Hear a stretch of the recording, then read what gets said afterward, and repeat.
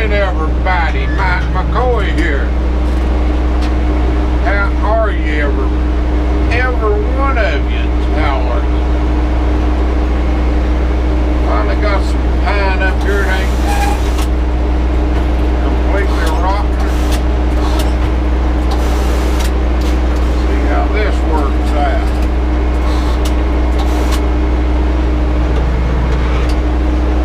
Cut some 2x6s. Get the saw into the wood, we can do pretty good.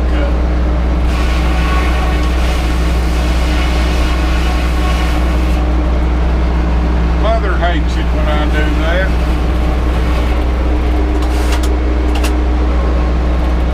Let's help her out.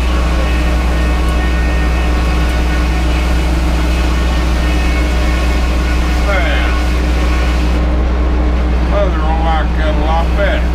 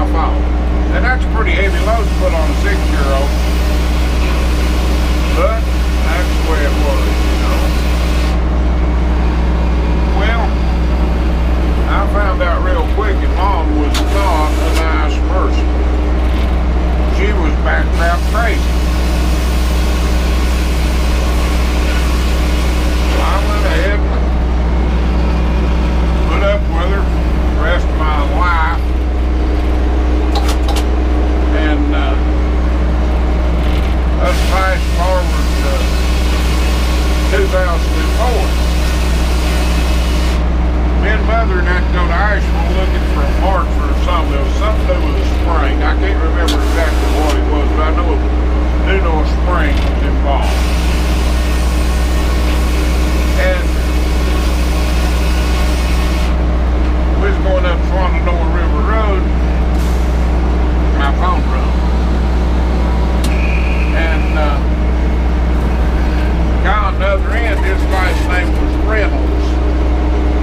He introduced himself, and I forget exactly how he put it.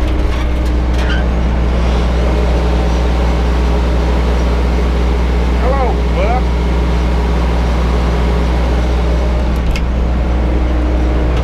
But it was something along the lines that I may know your brother. Well, I knew kinda that I had a half brother. And I said, well, but before we go any further, I'm not for sure that Dewey McCoy's even my daddy. He said, well, is Zelda Evelyn Peak your mother? And I said, yes, sir, she sure is, or was. And he said, well, I at least know your half brother. And I like to drop the phone. And he commenced to telling me that there was a man named Mark Walbrook that was my brother. And Mom had him in Michigan in 1957. January the 11th, I think, is when he was born. They give him up for adoption. And Mark was looking to see if he had any siblings ready. And I was just dumbfounded. It never dawned on me that Mom and Daddy youngin' in Michigan. And,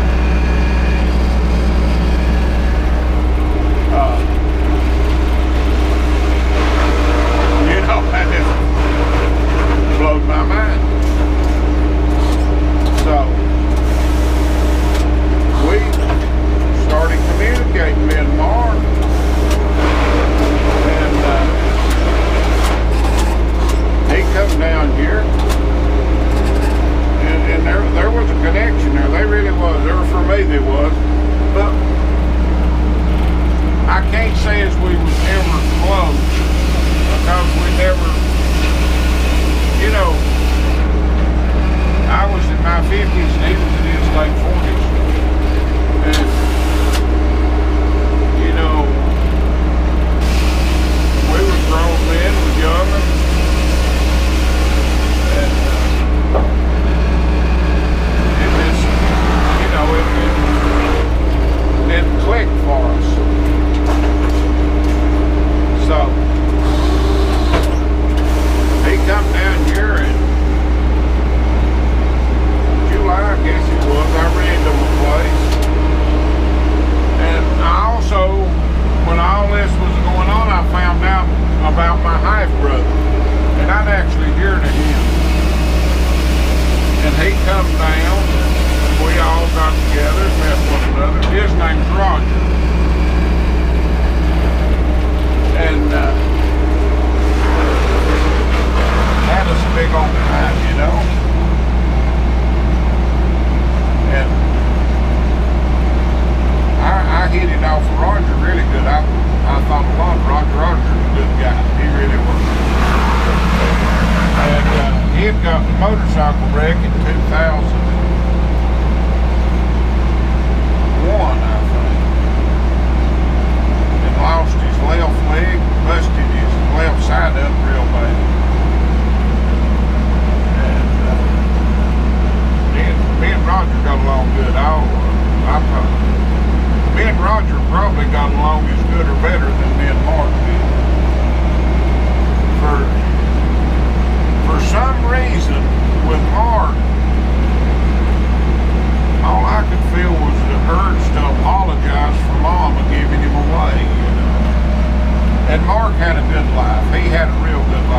his mama, the day they brought him home, sat there and held him all night long, would not lay him down. And I think Mark's family had money, I don't know. I don't think they were rich, but I think they was upper middle class. And, you know, they're just good people from what I gathered. But Mark come down here, and I know he spent 2 Thanksgivings down here, and they'd go to Florida every winter on vacation, and he'd fly his family down, and he'd drive down here and spend the night. And sometimes 2 women, then he'd go on down there. But that just blows my mind. Mom had a young'un and give it up like that. And Mark always threw this big event on July the 4th. He lived up in Michigan, just north of Detroit, Waterford. And he lived on the lake there, and he had a barge, did loaded with rockets and fireworks and all that. And put on a big fireworks display over here, and I go up there. And it was really awkward for me to go up there, for he was the only person I knowed there, and I didn't really know him, you know. I went twice, and it wasn't my cup of tea. Them people weren't like the people I was normally around. I'm country, and these people was more upper crust than me. Like that last party he threw, there was one professional football player there. I forget which team he played on, but Green Bay Packers. There was a guy on the design team for Dodge Motors. I mean, they wasn't sawmillers and stuff like that. But now they was nice to me, but I didn't know these people, you know. So, I think the last time I saw Mark was probably 2009. Well, Mark got real sick. His heart started giving him trouble.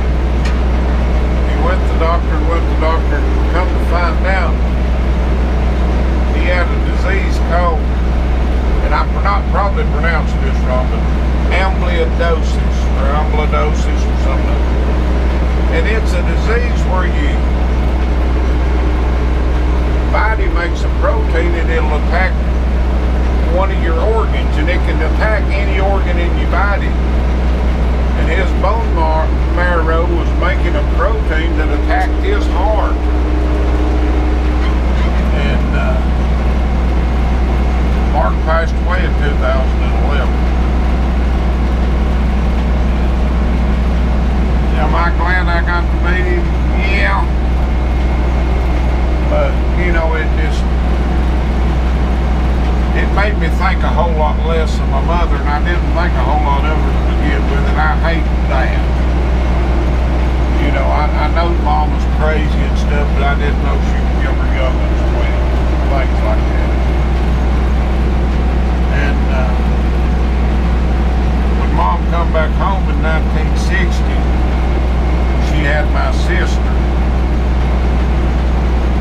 And I know my grandmother was really mad when my sister was first born. When my sister was born at home, Mom went into labor and had her there at the house. And I don't know it for sure, but I'm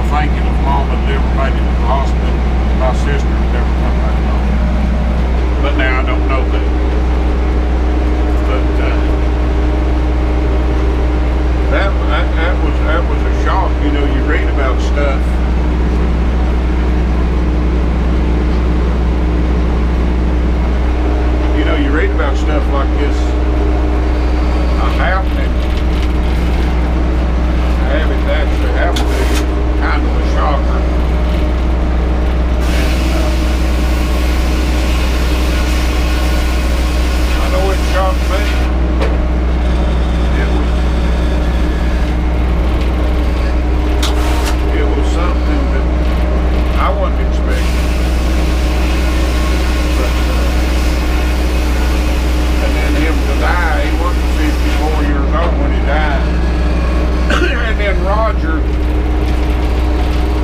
got cancer. Roger got small cell cancer, and he died.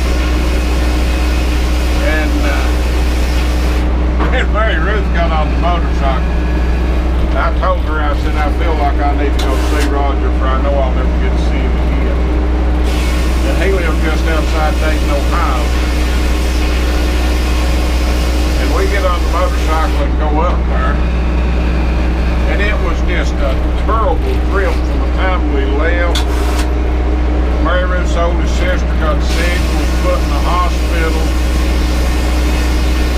And the weather forecast was forecasting it to rain like no other.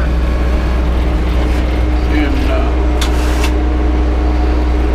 on Sunday, so we know we had to get back home Saturday. And we go up there, by that time the cancer has just pretty much wiped out Roger's mind.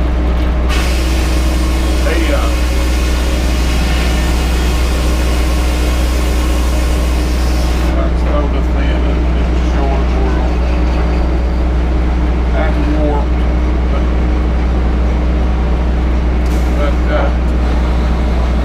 we get there,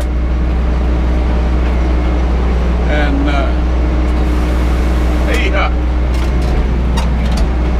he's obsessed with his backyard.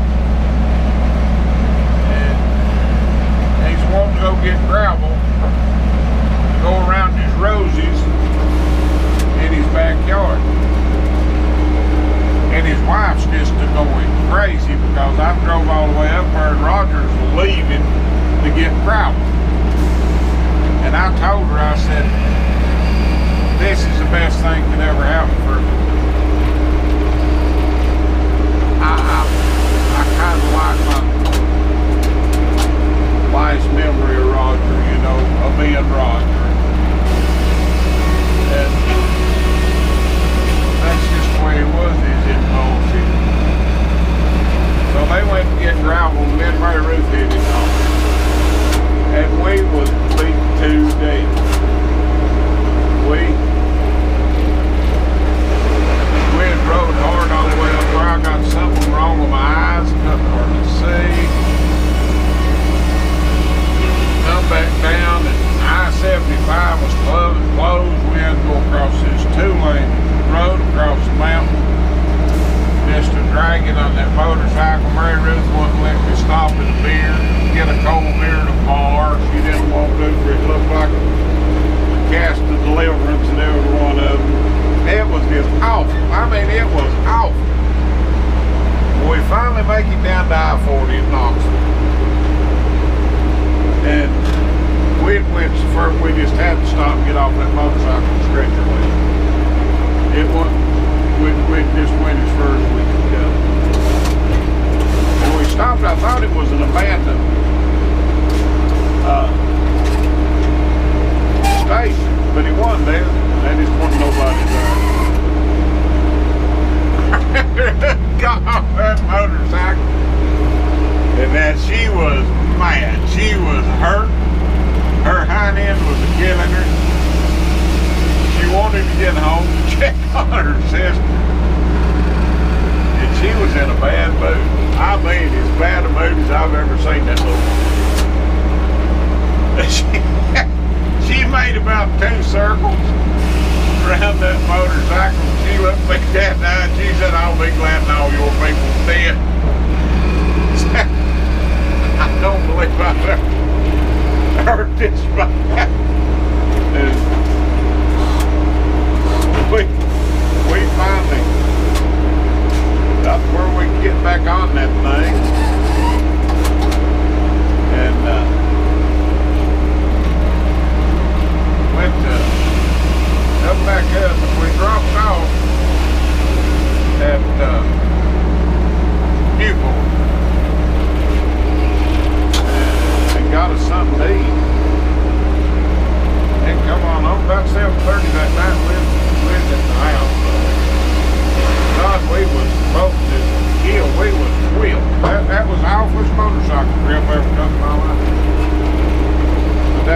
last time I seen my brother Roger. So my sister, as far as I know, is the only sibling I've got still alive. And I strongly suspect Mom had 2 more kids that she gave away. I think she gave them to my grandmother's brother. Where he had 2 adopted children. And Granny told me one time, said he wanted me and she wouldn't let him have it. So, one of them committed suicide and done drunk himself to death. That sounds like something my family would do. Mark was a good guy. He had a real good job. He got laid off. And I think the stress from getting laid off had a whole lot to do with him getting sick. And I don't know.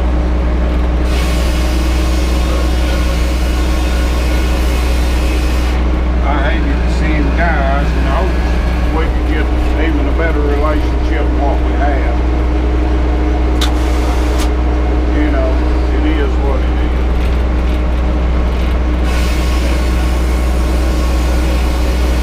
I guess that's the reason family means so much to me, is I never did have one worth 2 cents. My mother is crazy. My grandmother was a saint. She really was. If Granny had been a rich woman, I'd have been a rich man. She thought a lot of me and I thought a lot of her. Old mom was just nuts, you know.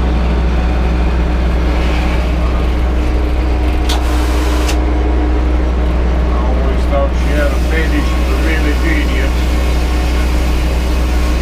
And still do. You know, she's dead and gone. Most of them dead now, so it don't really matter. Well, I'll get off from here for a while and see if we can make some lumber.